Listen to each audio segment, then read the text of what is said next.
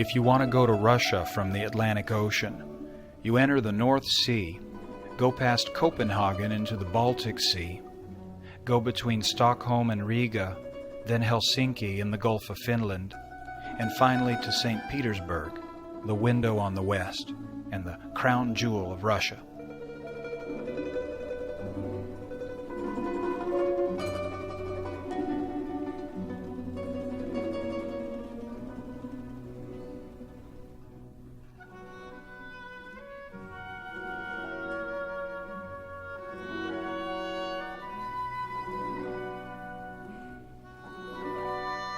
In St. Petersburg in 1911, a Latvian missionary, William Fetler, met Barbara Kovalevsky, a Russian student at the university.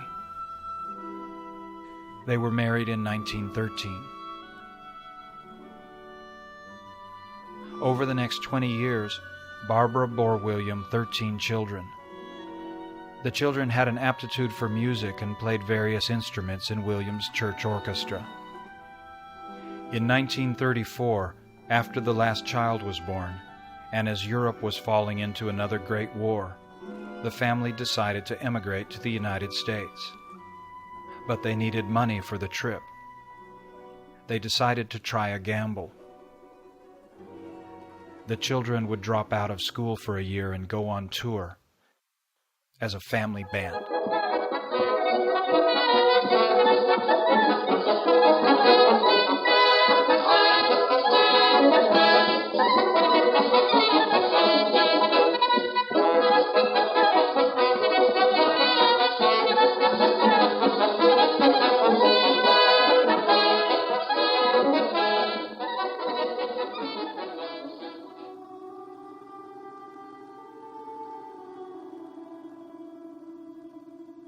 William Fetler was born in Tukums, Latvia, near Riga, in 1883.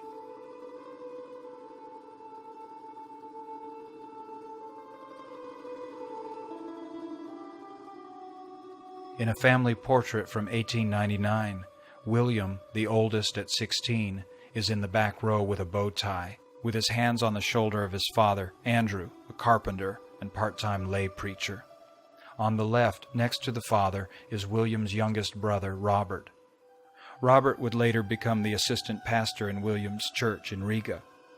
Behind Robert is Leonard. On the right are sisters Antonia and young Melanie. Baby sister Irma is being held by her mother, Margaret. Young Irma with her parents.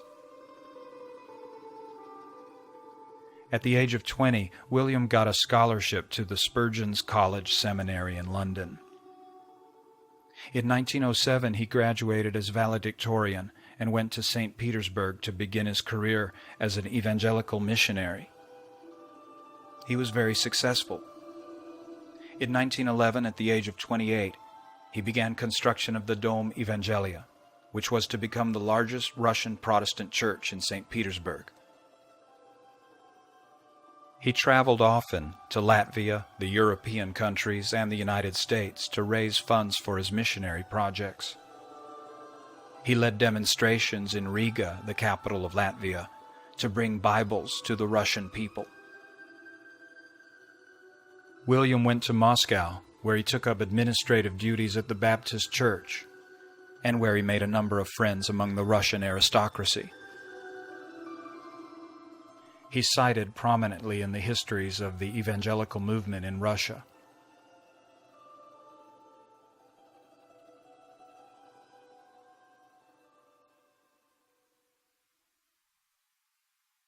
Barbara Kovalevsky was born in 1890 and spent the first 12 years of her life in a large country house in Grodno, Russia, where her father was a court official. The family was Russian Orthodox, and her mother had a lifelong dream of walking to Palestine as a pilgrim. Barbara's brother, Peter Kovalevsky, was the principal of the Gymnasium, upper high school, and taught Latin and Greek. Barbara loved the sciences, as well as music, drama, and literature. She was especially fond of Pushkin, Lermontov, and Dostoevsky. After graduation from school, she went to the university at St. Petersburg, where she lived with an aunt and was an enthusiastic student. She had very little to eat, and sometimes would pick out of the trash can food that other students had thrown away. She contracted typhoid fever, and because she was so malnourished, she nearly died at the age of 18. This picture was taken as she was recovering.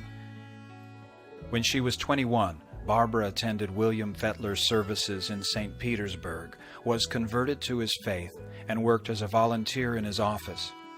One day, William and Barbara went out for a buggy ride, and he proposed. With their engagement, Barbara was taken under the wing of William's family. Here she is with William's sister, Antonia. William sent Barbara for a year to England to learn English, and then a year to Bad Freienwalde in Germany to learn German at a religious school, accompanied by his sister Melanie.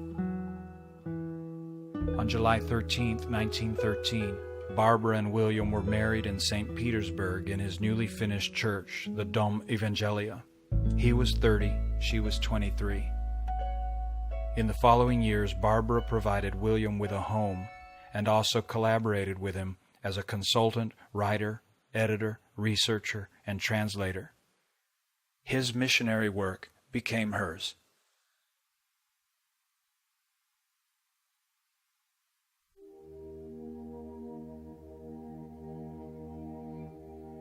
In 1914, the year after they were married, was momentous for William and Barbara.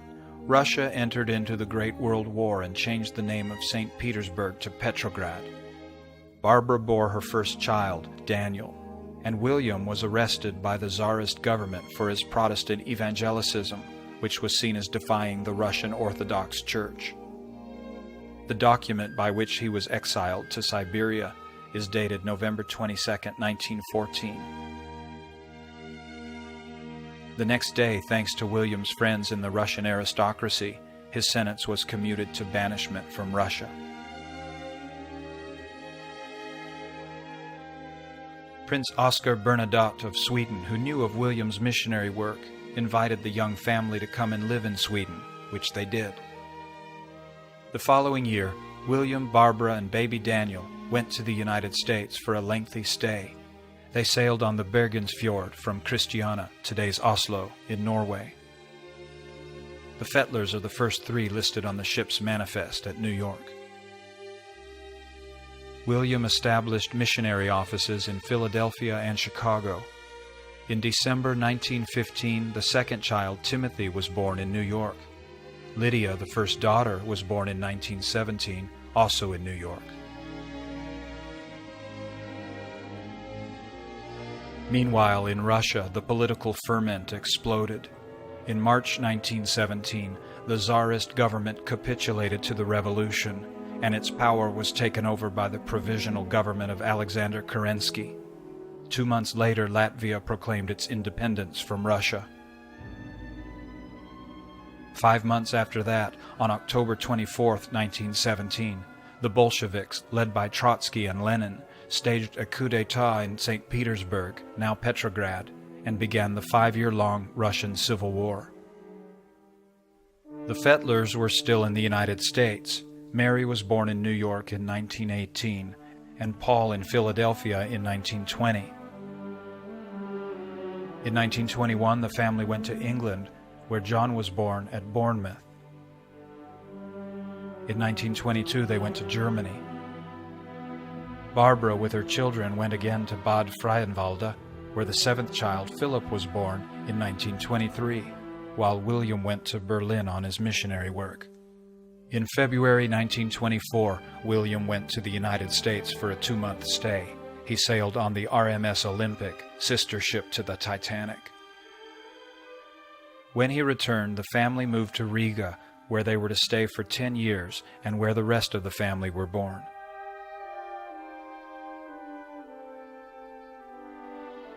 At that time, Philip was a year old. The growing family began to pose for photographs in what would become their customary formation. Elizabeth was born in 1924. Andrew was born in 1925, David in 1927, and Peter in 1929. James was born in 1931.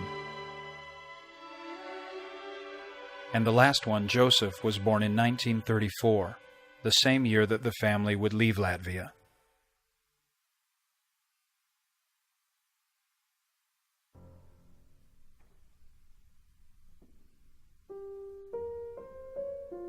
In Riga, William had built a new church called the Salvation Temple, usually referred to as the Templars, built from seed money from John D. Rockefeller and the First Presbyterian Church of New York. It opened its doors in January 1927, and its auditorium seated 2,000 people. The ambassadors of the United States and of Britain performed the opening ceremony. The Templars had a choir and a young people's band headed by Daniel, who had studied music and who taught the youngsters to play instruments. As the Fetler children grew, they too joined the Templars band. In 1932, William again went to America for a year to raise funds. His project to send Bibles into Russia was described in the December 5th issue of Time magazine. In 1933, when the family heard that William was on his way home, they decided to surprise him with a musical performance. He was delighted with the band made up of his own children and promptly had them play at his church services. The Fetler children had become an amateur band. They gave a few concerts for friends and occasionally played in other churches. In 1931, the conductor was Little David, later replaced by Peter and then by James. The inscription on the postcard says, in Latvian, "The Orchestra of William Fetler, the Rainbow," possibly because the family sits in a rainbow kind of curve, a feature that became standard in the concerts. At this time, European nationalisms were hardening. Mussolini took power in Italy in 1922, Stalin in Russia in 1928. In 1933, Adolf Hitler became Chancellor of Germany in his drive for power. He addressed old President Hindenburg on Potsdam Day, and it was clear who had the power. In 1934, Hitler, in effect, became dictator of Germany. He celebrated Nazi Party Day. Recovering from the humiliations of World War I, the German war machine was gearing up again. In Latvia itself, Parliament was dissolved and within 2 years became a dictatorship under Karlis Umanis.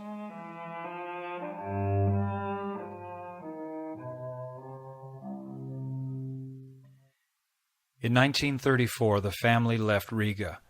William had bought a hotel in Amsterdam on Arctebergwal Street for the Russian Missionary Society. The idea was to use the hotel as a source of income, as a venue for church services, and as a home for the family. The family band gave occasional concerts in the church.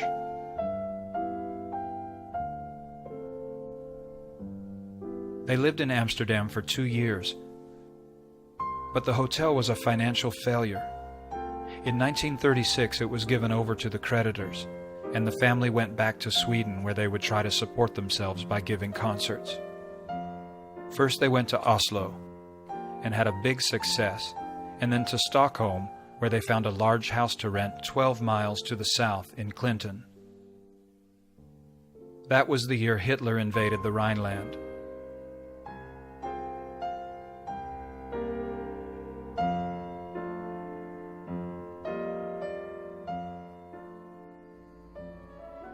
The years in Sweden were good ones.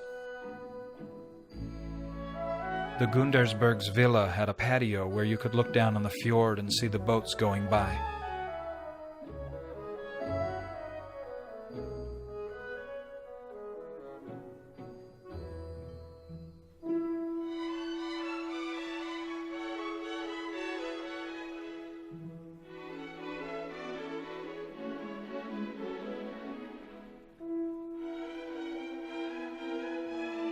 Daniel arranged weekend concerts throughout Sweden in collaboration with the Salvation Army. New photos were made in 1938. James, called Jackie, now 5 years old, had become the band's conductor. Daniel bought a bus, and the longer trips began. The band would sometimes spend several days on the road.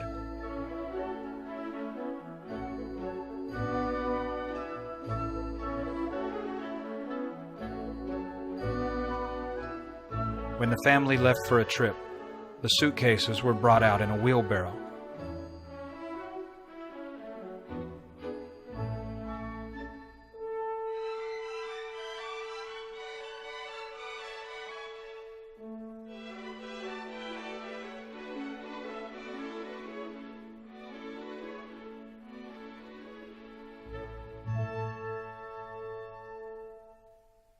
Daniel had already prepared the itineraries and advertising.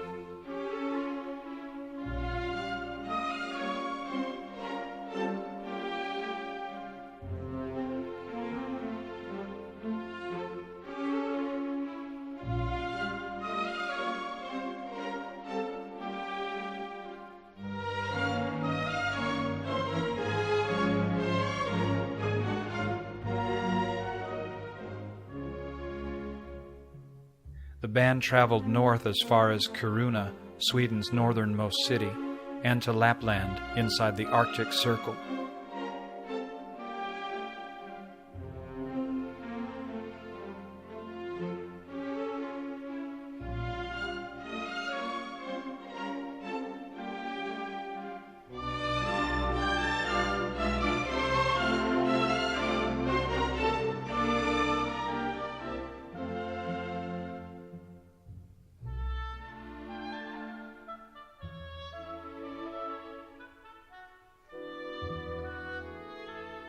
On the road, they often ate outside. Breakfast was usually cornflakes and a jug of milk.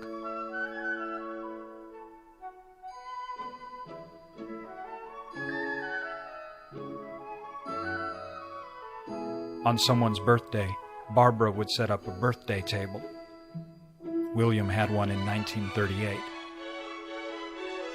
A few weeks later, Barbara and William celebrated their silver anniversary.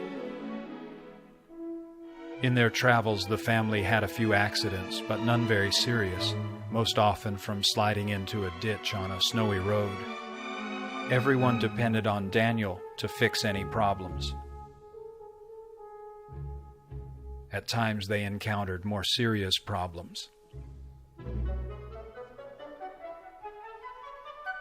In order to provide the children with spending money, Daniel printed postcards which the children sold after the concert.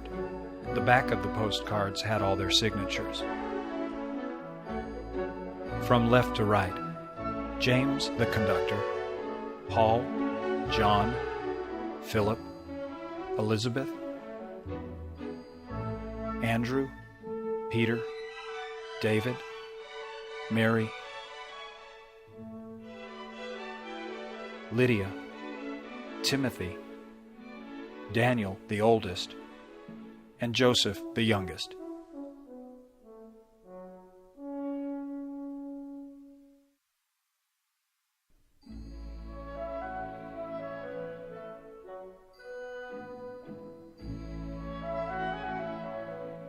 In Clinton on Christmas, Daniel, as a big surprise, bought skis for everyone.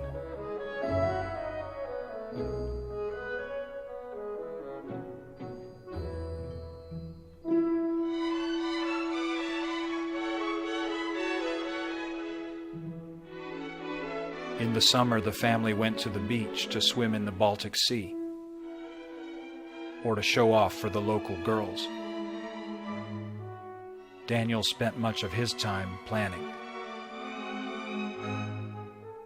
In 1937, the owner of the Gundersberg Villa in Clinton wanted to renovate it, and the Fetlers moved to another house. The parquet floors of the Gundersberg Villa were being refinished. The cleaning fluid caught fire. Only the chimney remained.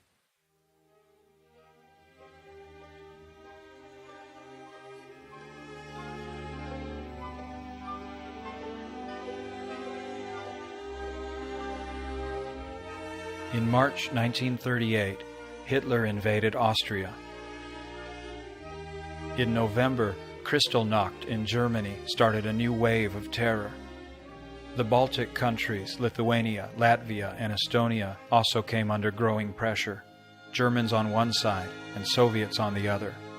As Daniel recollected, all Europe knew that war was coming. The Fetlers felt it would be wise to go to the United States. In order to earn money for the boat passage, they all would have to drop out of school for a year and make a grand tour of Sweden, Denmark, and Switzerland. It was 1938. In September, they went to the Swedish island of Gotland, where Daniel had booked 3 weeks of concerts. It was in Gotland that their plans for a tour crystallized.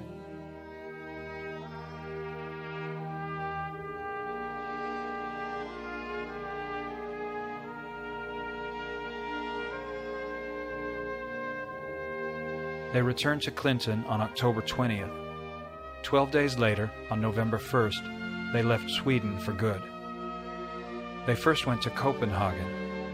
Timothy, an American citizen by birth, decided to return to the United States. In December, William left the family to attend to his work in Riga. After Copenhagen, the family band started off for Switzerland. They arrived at the Danish border with Germany in mid-December 1938. Now they had to get ready to travel through Nazi Germany.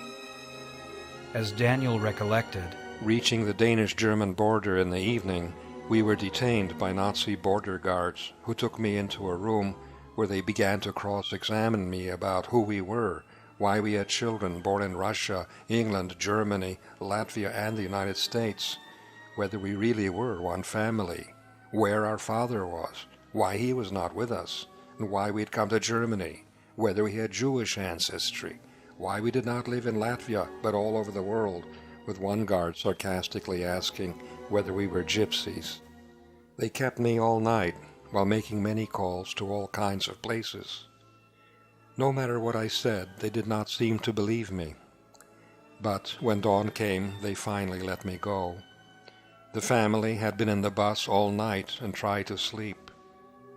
We drove into Germany and stopped at the first village, where I went into a store to buy some food for the children, who were obviously hungry and tired and upset. The man and his wife in the store jumped up with a Nazi salute, "Heil Hitler!" I brightly replied, "Guten Morgen," and saw that they were shocked, but I got some bread and milk. the Fetlers were now traveling through sub-zero snow in Nazi Germany in a decrepit bus.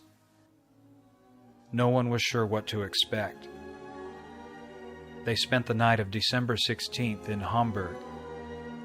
The next day in Bautzenberg on the way to Berlin, the bus engine froze. Daniel had a terrible time finding someone to fix it, since everyone in Germany seemed to be getting ready for war. Most of the family's money went for repairs and 3 days for a hotel while they waited for parts. 2 days later, the family arrived in Berlin and stayed in a hotel near the Potsdamer Platz. On Christmas Eve, they arrived in Munich almost penniless. They found a cheap hotel and took 2 rooms for the entire family. Dinner consisted of hot water and bouillon cubes. Daniel pawned his watch for some gasoline. Next morning, Daniel told the family to follow him and bring their instruments. They went to a Baptist church for its Christmas service and sat in the back row. Daniel passed a note to the pastor telling him that the Fetler family band would be happy to play for the congregation. They did so, but German law did not permit taking a collection for them. The pastor personally advanced them some money. He also invited the congregation to take 1 or more of the children home for Christmas dinner, saying, "It's a blessing that Hitler does not persecute Christians as in Russia." The Fetler children stayed in different homes for a few days while waiting for money from William.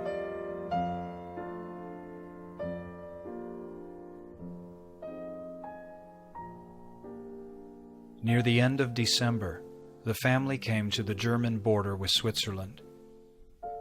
Daniel recalls in his memoir, I began worrying about working visas for Switzerland. I had somehow overlooked the matter entirely and was not sure what the Swiss regulations were about traveling family orchestras. I decided to stop in a small town on the German side of the border and parked the bus around the corner from the frontier post. I casually walked up to the boom across the road and carefully watched the Swiss guards processing cars and passengers. In some cases, the cars went through fast, but in others they took their time as they studied the passports. I decided the best time to cross the border would be late at night, when the guards would be half asleep and would not examine our luggage too closely. I returned to the bus and had the musical instruments placed on the floor in the back and piled our regular luggage and suitcases on top of the instruments. I told everyone to look as much like a tourist as possible, and for the older boys to put the cameras around their necks, displaying them prominently. After feeding the children for a second time, we bravely drove up to the Swiss frontier around midnight. My heart was pounding as a guard approached and asked for our passports. He gave them a casual glance and waved us on. I stepped on the gas in delirious delight as we raced down the fine highway into Switzerland. The oppression I had felt in the air in Germany was gone, and we were back among free people once more.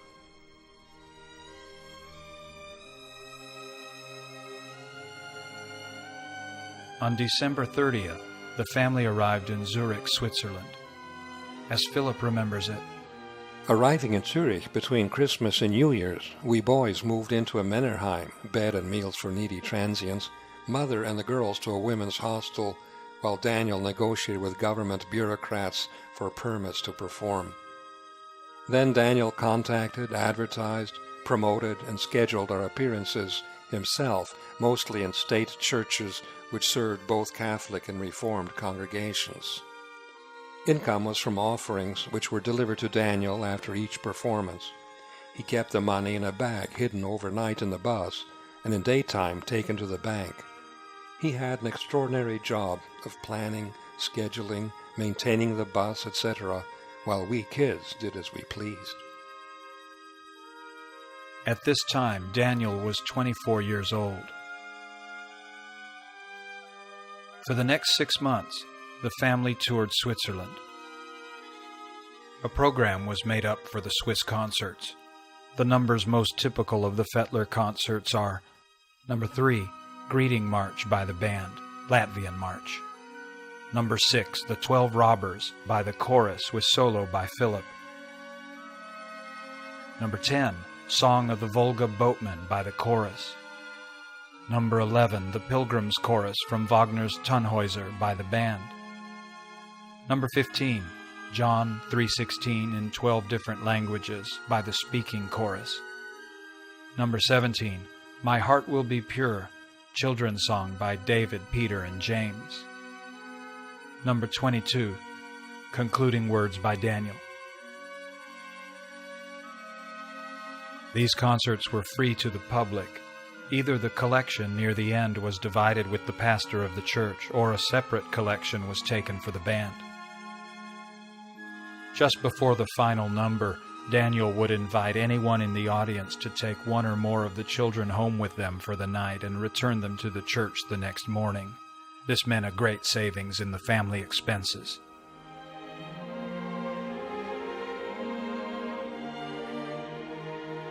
Switzerland was a good time.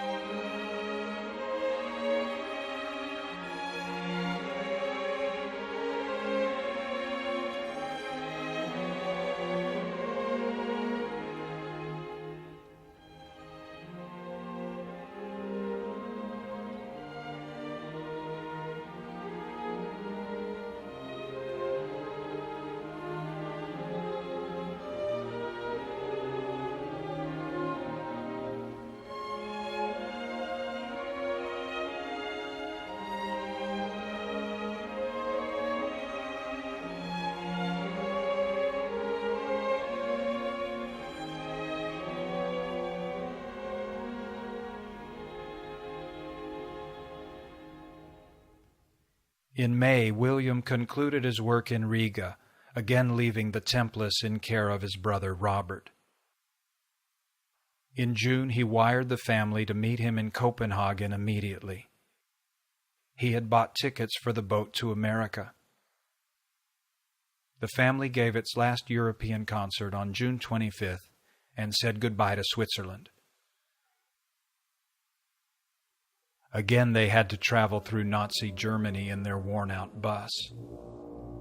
As Daniel remembered, on the German Autobahn, we found ourselves moving along in the middle of an armored column.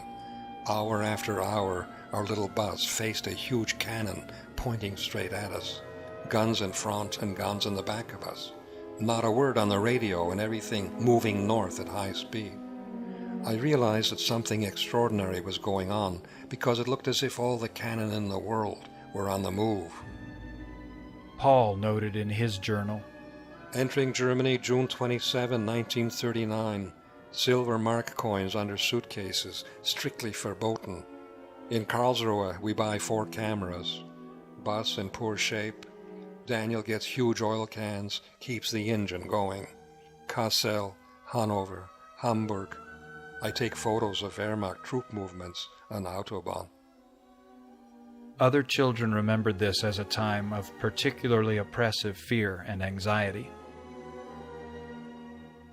The bus was consuming huge amounts of oil which Daniel had to replenish every few miles. At Hanover it ran out of gas, and some German farmers helped to pull the bus into the station. There was a lot of tension within the bus. They went through Hamburg again, and finally made it to the ferry for Denmark. They had been driving without stopping for 3 days and 2 nights.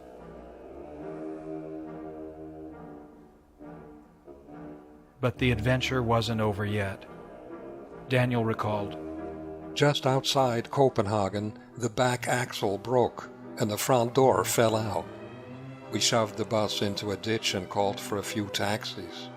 I took one last look at the brand new Michelin tires and patted them gently. They arrived in Copenhagen on June 30th, where they were joined by William. Mary decided that she wanted to complete the last year of her gymnasium in Sweden and left the family.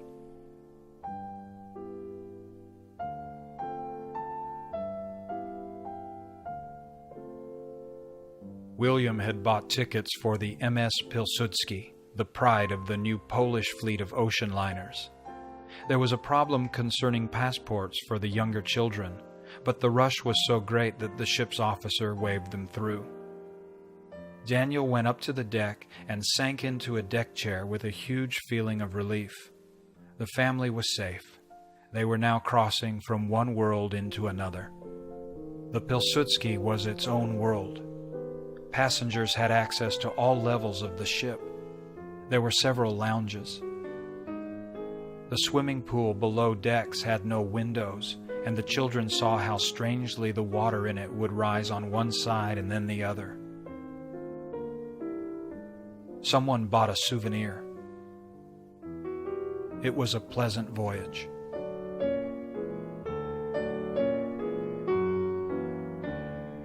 The Pilsudski was commanded by the legendary Captain Mamert Stankiewicz, her master from the time she was built. He had radiograms posted daily in English and Polish, so the anxious passengers could keep track of what was happening in Europe. Some nuns on deck showed the children a drawing of Adolf Hitler on folded paper. When it was unfolded, it turned into a picture of a pig. Lydia liked to write in her journal on deck. On the 8th day of the trip, the Fetler band gave a concert for the other passengers.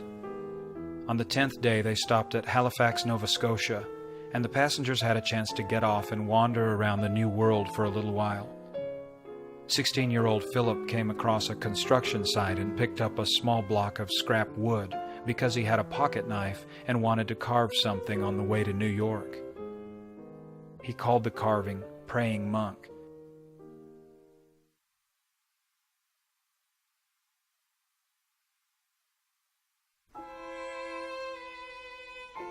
On July 13, 1939, the 26th anniversary of William and Barbara's wedding, the Pilsudski approached New York Harbor.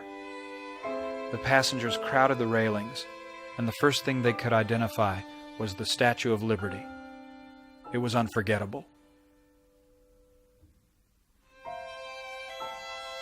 The Pilsudski entered the harbor with flags flying and the skyscrapers behind it.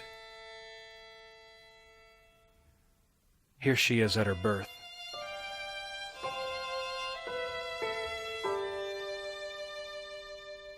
The Fetler family prepared to enter the United States.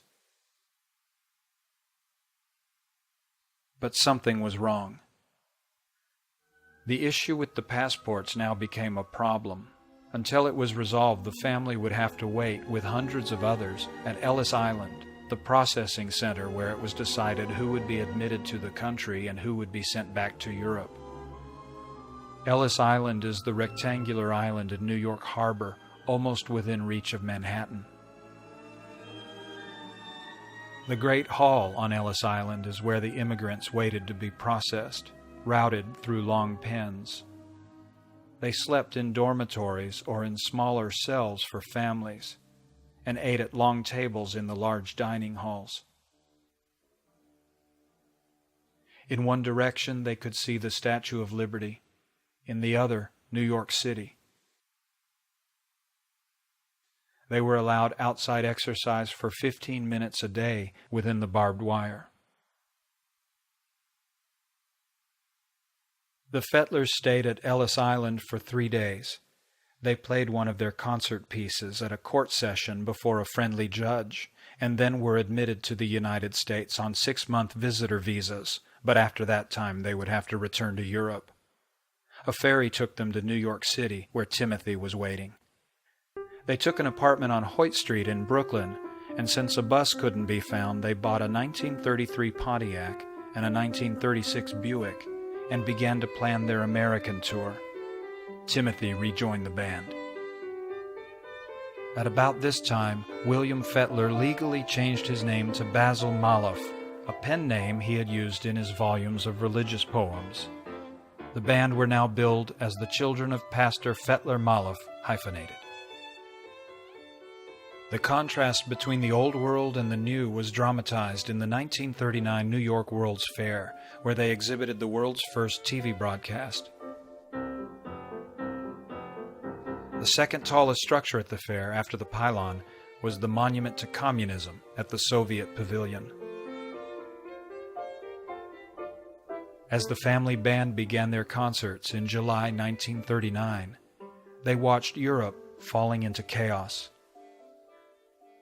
On August 24th, Germany and Soviet Russia signed a mutual protection treaty, making it clear that Poland would be attacked. A week later, Germany attacked. On September 3rd, 1939, 7 weeks after the Fetler family arrived in America, Europe went to war. On September 16th, the Soviets entered Poland. On October 5th, the Soviets stationed troops in Latvia. On November 26th, the MS Pilsudski was sunk by mines off Scotland. Captain Mamert Stankiewicz was cited for his heroism. He was the last to leave the ship, and he and one other crew member died in the freezing waters.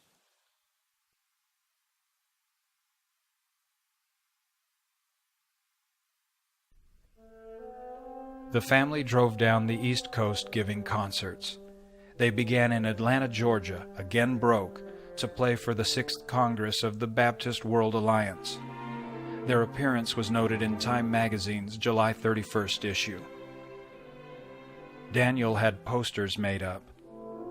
It wasn't unusual to give 3 concerts in one day.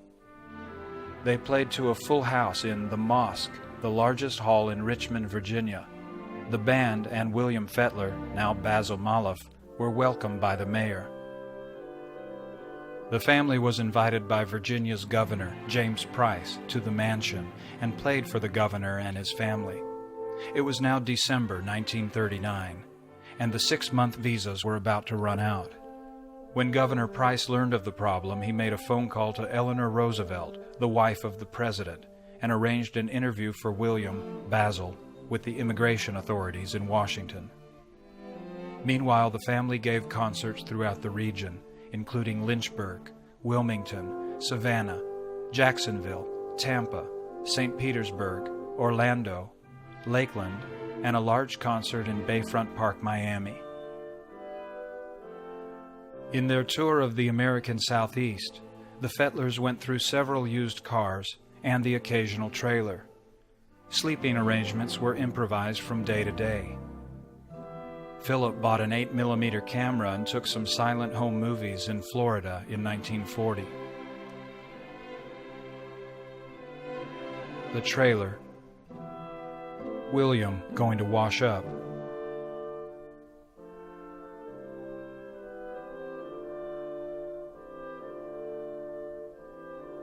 An attached tent served as a dormitory.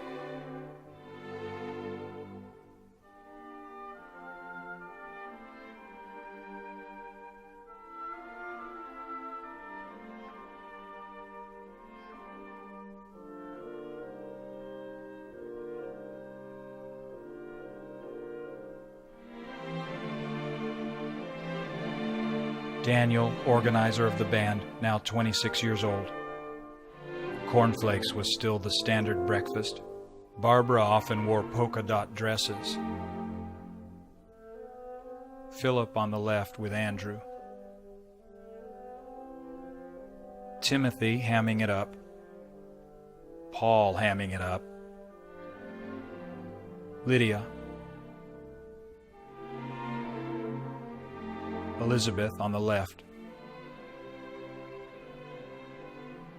Some close-ups. Timothy. Paul.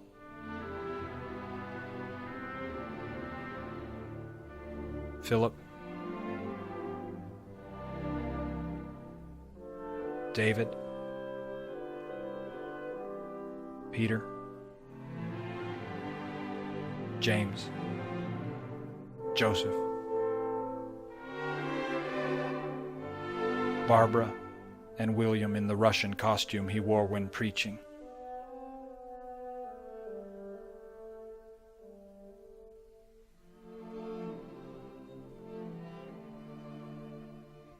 Going to give a concert.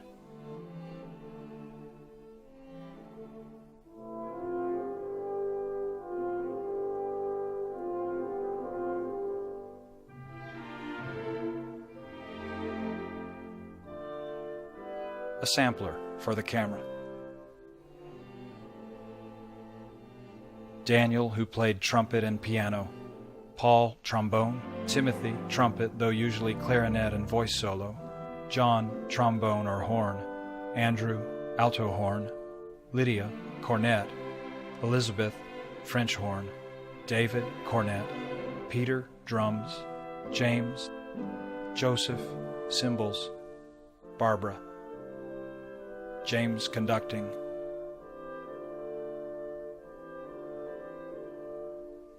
Philip, tuba.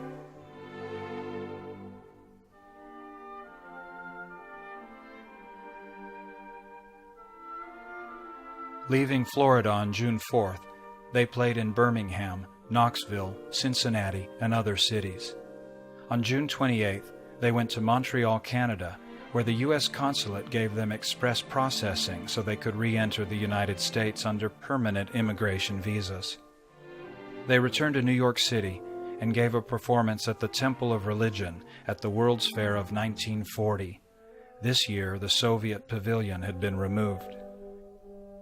In July, they played to an enormous crowd in Atlantic City, and then in Philadelphia, Lancaster, Ohio, and Toledo.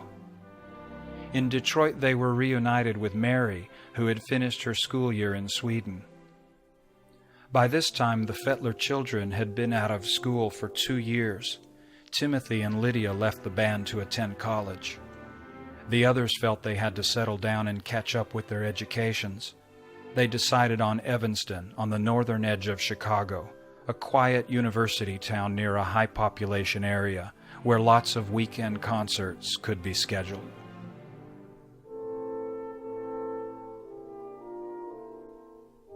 On September 27, 1940, the family settled in Evanston, Illinois, renting a house on Sherman Avenue. Everyone enrolled in school. As a band, they gave 3 to 5 concerts every weekend to support themselves. In 1941, they moved to a larger house on Monroe Street. These were terrible years in Europe. In June 1940, the Soviets had occupied Latvia, Lithuania, and Estonia, and the Germans had occupied Paris, Amsterdam, and Oslo. On the night of June 13 through 14, 1941, the Soviets conducted mass deportations of Latvians, Lithuanians, and Estonians. People in religious work, as well as lawyers, teachers, and others with education or property, were designated enemies of the state and a threat to national security. The Soviets prepared for the deportations with perfect secrecy. William's brother, Robert, who was now in charge of the Templars, and his family were in particular danger because of their religious activity, but they had no inkling of what was being planned. Robert's daughter, Irina, was enjoying the chilly Riga spring with a friend.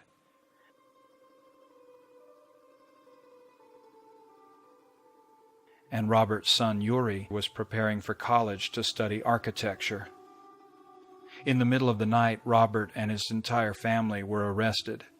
When they arrived at the train station, the men and boys were put into one cattle car, and the women and girls in another. The men were taken to slave labor camps. In less than 4 months, on October 1st, Robert died, and his son Boris a month after that. Yuri survived another 18 months. The women were transported to the settlement of Lushki in Siberia, and without winter clothing, food, or shelter, were left to fend for themselves. After 8 years of heavy work for small bits of food, those who survived found their situation improving slightly. Robert's wife and daughters were eventually able to move into a better shelter in Lushki. A week after Robert's family was arrested, Hitler broke his pact with Stalin and invaded Russia. On July 1st, the Nazis entered Riga, cutting off a second, larger wave of Soviet deportations. The United States had not yet entered the war. In the summer of 1941, the family band, joined again by Timothy, Lydia, and Mary, made their last grand tour. This time in the American Midwest. They posed for new pictures and took to the road. A parade in Marshalltown, Iowa.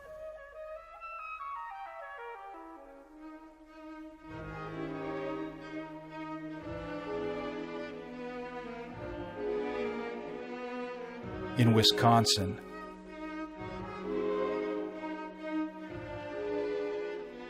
And Minnesota.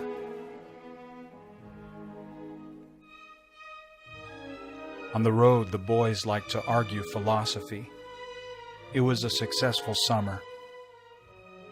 In the fall, the children went back to school and resumed giving concerts on weekends.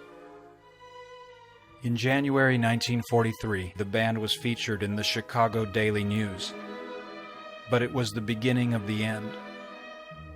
On December 8, 1941, the United States entered the war.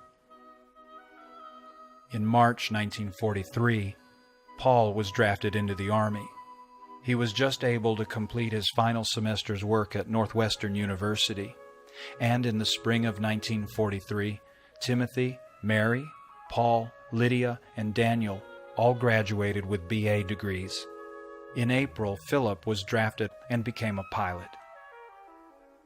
In February 1944, Andrew was also drafted.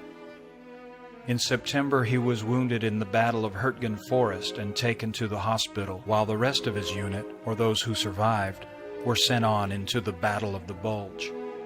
By this time, Daniel was in graduate school at the University of Chicago. With so many members of the band dispersed or drafted into the Army, it was becoming too difficult to give concerts successfully. The concerts stopped in 1944. The war ended in August 1945. In 1946, Andrew was discharged and came home, but soon after, the remaining members of the family left the house on Monroe Street and went in different directions. Elizabeth, Peter, and James went to a rooming house on Lake Street and continued their education. Barbara went to Washington, D.C. to be with William. By then, David had been drafted. Andrew and Joseph moved to Chicago.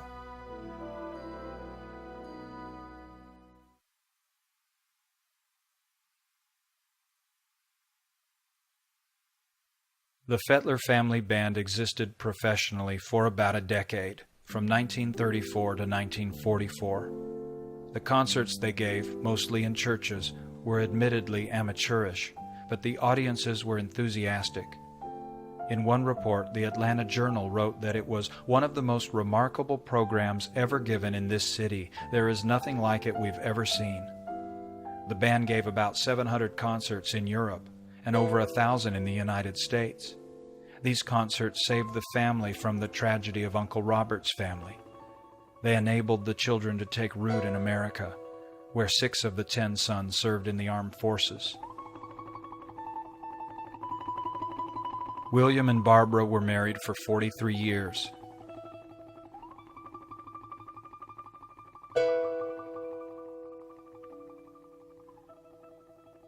Basil Malof, or William Fetler, never stopped his missionary work. Here he's talking to Billy Graham. He was on the road in Canada when his body collapsed. He died in Berkeley, California on August 13, 1957 at the age of 74. He's buried in Sunset View Cemetery in Berkeley, where Barbara would visit his grave.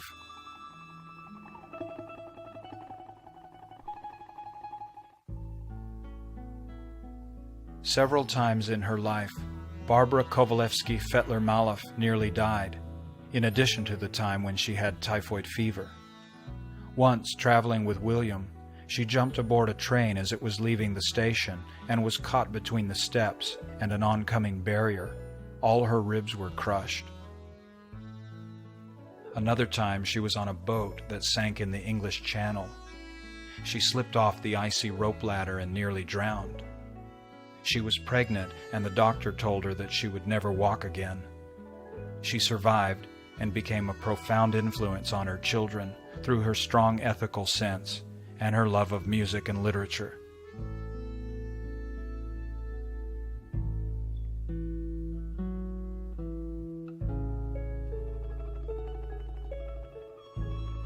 She lived with a number of her children for 12 years after William died.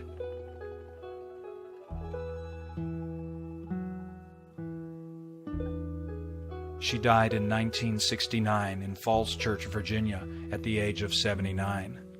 She is buried at National Memorial Park in Falls Church.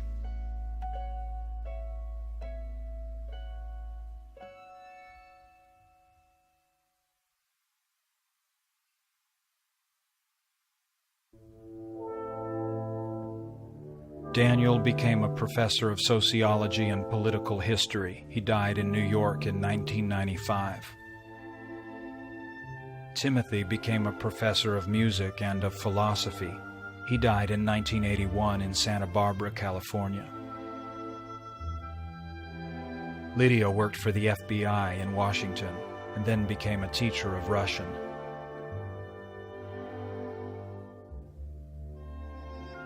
Mary became a professor of Russian.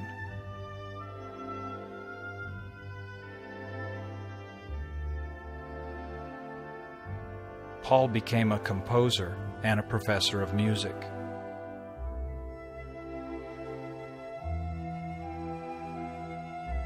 John became a newspaper editor, music reviewer, writer, and sculptor.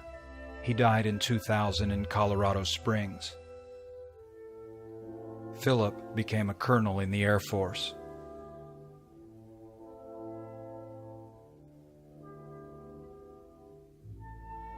Elizabeth became a librarian, then worked for the Environmental Protection Agency in Washington.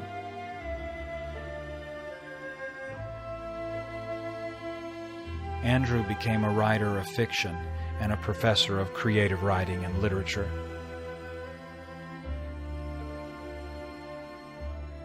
David became a conductor, composer, professor at the Eastman School of Music, and then created the Rochester Chamber Orchestra. Peter became a member of the senior staff at the Brookings Institution in Washington, D.C. James became a writer of fiction and a professor of literature.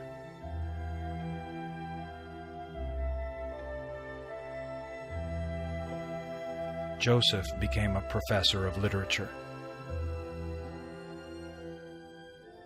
Peter and Joseph kept the name Malof. The others kept Fetler.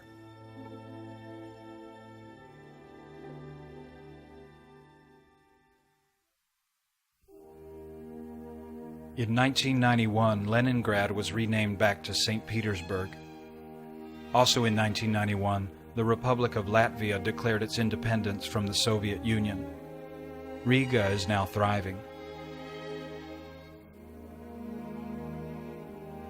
In 2003, the Latvian government commemorated William Fetler's Templist Church in Riga with a postage stamp.